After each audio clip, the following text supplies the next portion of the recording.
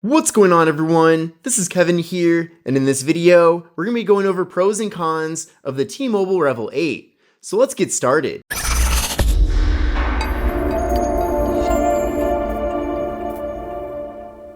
So this is the T-Mobile Revvl 8. Now this phone recently launched in August of 2025, and this phone is an official T-Mobile branded device. So as you can see on the back of the phone, we literally have the T-Mobile logo. This phone is obviously created by some sort of company out there, but as far as the marketing goes of it, we don't actually know. It is literally a T-Mobile smartphone. Now there's a lot of things to like about this phone. It's honestly a very capable device, and it is a phone that I do recommend, but I want to make this video to more clearly go over my pros and cons of the phone, and I will be beginning by going over my pros.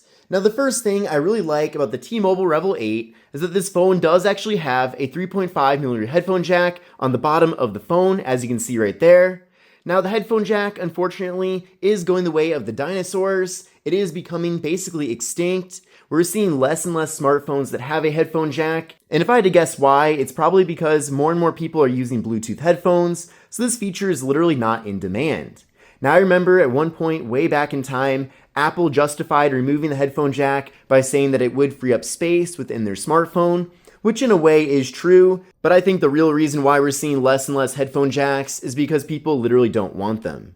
Now initially it was the more premium smartphones that were ditching the headphone jack, but now we're finding that even the low-end devices also no longer have the headphone jack. I guess they assumed that people who have less money would be holding on to their wired headphones for a bit longer. There might be some truth to that, but it does seem like in 2025, nearly everybody has Bluetooth headphones. That said though, for whatever your reason is, I know there are a lot of people that still want a headphone jack built in on their device. And for phones that did end up removing that feature, the only way you could use your wired headphones with the device was by buying an adapter to plug into the USB-C port.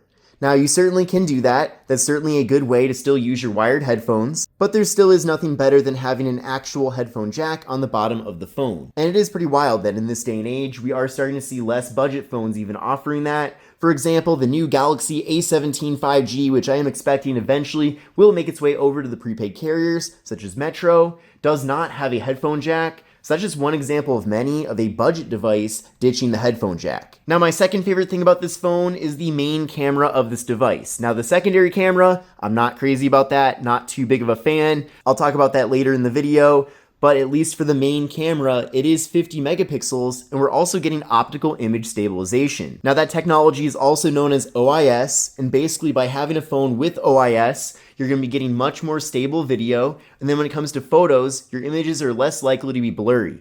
Now that's typically a feature that we don't find with a budget phone like this one. OIS is usually reserved for phones a bit more expensive, especially since a lot of people probably will be getting this phone for free. But not only is there OIS, but we also have 50 megapixels as an option for taking photos. So 50 megapixels, of course, is a pretty high megapixel count for an inexpensive, cheap smartphone like this one. So just know that with the T-Mobile Revvl 8, you will be able to take some pretty decent looking images due to that main camera having some nice upgrades there. Now my third favorite thing about this phone definitely has to be the affordable price tag of it. So that's definitely a highlight here. That's probably why most people will be buying this phone. I can't imagine that there's going to be people out there just dreaming of the day that they buy a T-Mobile Revvl 8. This phone likely will be a choice based on price, and there's really nothing to worry about in that regard. It's still a good phone. It's not like you must have a name brand smartphone. Maybe you feel that way, but that's not really that important in the grand scheme of things. So getting a phone like this one certainly makes sense. But again, realistically, I feel like most people that get this phone probably will be getting it due to the cheap price.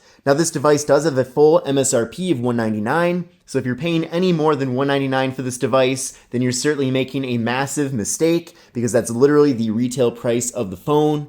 Now, this phone is free for new customers at T-Mobile or Metro by T-Mobile. So if you're switching in from another carrier, you will get this phone for free. And I have a feeling that's a deal that will last indefinitely. So it's not like that's a limited time thing. They probably will also offer this phone for free if you're just an existing customer in need of an upgrade. So if you do have an existing phone that's worse than this one, not that this phone is bad or anything, then that might be another reason why you end up getting it for free. This phone isn't always offered for free for existing customers, so it is unfortunate that that loyalty is not rewarded. Now, the concept of getting a free phone from a prepaid or postpaid carrier is certainly not an unknown or unusual thing, but at the same time, This phone does have a lot of good features with it. It has a powerful chipset, it has 5G, so those benefits combined with this phone being essentially free for most people really is a nice thing. And that leads us into my fourth favorite thing about this device, and that is the power and capability of the phone. Now this phone features the Qualcomm Snapdragon 6 Gen 3 processor, which is certainly a budget processor from Qualcomm, but at the same time it is very capable here. This is powering a 120Hz refresh rate display. Things run very smoothly. This phone boots up pretty fast as well. So all those different processes and tasks that you're doing with your smartphone will be a lot better due to that processor that we're getting. And along with that, we are getting 6GB of RAM. So with that combination, I've had a pretty good experience here with this device when it comes to performance. And again, for this being a budget phone, performance really is impressive. Now for my final pro, and there are many other great things about this phone, but I just had to give you my top 5 here. My final favorite thing about this phone is the 5,000 mAh battery that we're getting with it, along with 25-watt fast charging. Now with the big battery here in this device, expect to get a full day of usage out of it, and maybe you are someone who spends a lot of time on your smartphone, and you do happen to need to recharge the phone at some point in the day. Well, the good news is this phone is compatible with up to 25-watt fast charging, which is actually pretty quick, and especially for a budget smartphone. Keep in mind though that there is no USB wall adapter included in the box, so you will have to not only get your own adapter or use one that you already own, but in addition to that, you are going to have to make sure that that adapter is compatible with 25 watts or higher, because if it is slower than that, then you won't be able to take advantage of those full charging speeds. Now for my 5 least favorite things about the T-Mobile Revvl 8, beginning with the display here. Honestly, this display has some good things about it, but it's also in many ways pretty bad. The worst thing about this display definitely has to be the viewing angles, and this is an LCD display, so you shouldn't expect to get good viewing angles, or at least that great of viewing angles, but even for LCD, this is pretty bad. So you can already see when the phone is at different angles here, basically if you're not looking at it straight on, it gets very dark. And when you're in outdoor conditions, that makes it even worse. So I wouldn't necessarily consider the display to be a deal breaker here, but at the same time, it is certainly bad even for LCD. It also doesn't get super bright. Even when I was taking my thumbnail images of this device, I was getting a lot of reflections on the display, and that is purely due to this display being not bright or vibrant or bold. But for what it is, I suppose it's not that big of a deal. There are still some good things about it. I like that the display is very big at 6.6 inches. I like that we're getting a fast 120Hz refresh rate. So those are two good things about the display. But when it comes to their decision to use probably the cheapest LCD panel out there, that is a bit disappointing. Also, a good thing though is that it is 1080p, so it does get decently clear. But again, those viewing angles certainly don't make it necessarily the best of the best out there. But again, it's a budget, inexpensive, affordable phone, so I suppose it is still acceptable. Coming in at number 2 is that this device has no water resistance. So there's no IP rating for this device. You know, there might be some internal aspects of the phone that were designed so that if it does get wet, it doesn't damage or ruin the entire phone, but there's no rating at all for that. So just expect that you need to keep this phone far away from water. And if you do get the phone in water, then you need to very quickly make sure that this phone dries out, because there is no water resistance or waterproofing rating for this device. And I certainly wouldn't want you to be in a rainstorm, for example, and then find that your phone suddenly stops working. So certainly do not test that. Don't try to see what happens if this phone gets in water. Now, another downside about this phone is the macro camera. It's honestly kind of useless. We'll go over here to the camera app and I'll show you what I'm talking about. So if we go over to the More tab, you can see macros right there. And let me bring something over here to demonstrate. I mean, sure, you can get very close up and you can get detail here, but who's really doing this?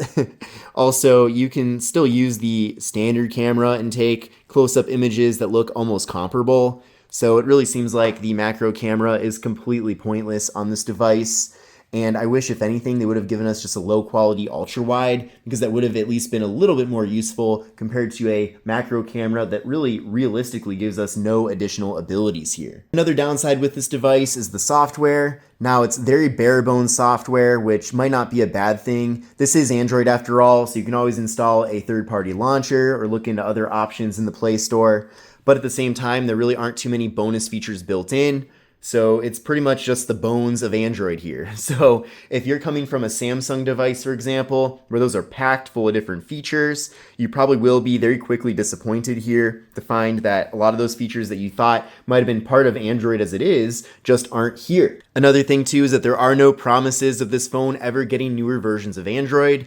Now we are getting Android 15 out of the box, so if you do want at least Android 15, then you are getting that here. But there are no promises that this phone will get Android 16. Maybe it will, hopefully, but there are just no promises. And typically, when a company does not promise something, they don't deliver on it. And to finish off this video, another bad thing about this phone is the build materials. Now, on a more positive note, I actually like how this material doesn't pick up any fingerprints, but this phone is made completely of plastic. Also, we don't know what kind of glass is used for this display, so this display might be more prone to breaking if it is dropped compared to other smartphones where we know that there's a certain type of glass advertised. For example, Apple is always bragging about how strong the glass is on their phone's display, but there's no guarantee at all with a phone like this. So you might want to look into getting a screen protector, but in addition to that, all the rest of this material is plastic, and plastic is a lot more prone to scratching as time goes on, so it might not shatter, but at the same time too, if it's mixed in with your keys or something like that,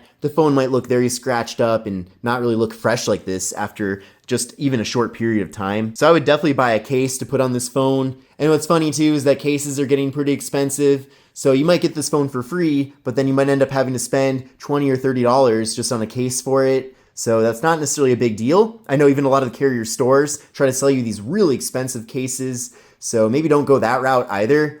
But at the same time, just know that this phone doesn't necessarily have the highest quality build materials out there. But this concludes my video on pros and cons for the T-Mobile Revvl 8. I hope you enjoyed this video, and if you did, definitely give it a thumbs up. But this is Kevin here, and I'll see you in the next video. Take care and have a great rest of your day.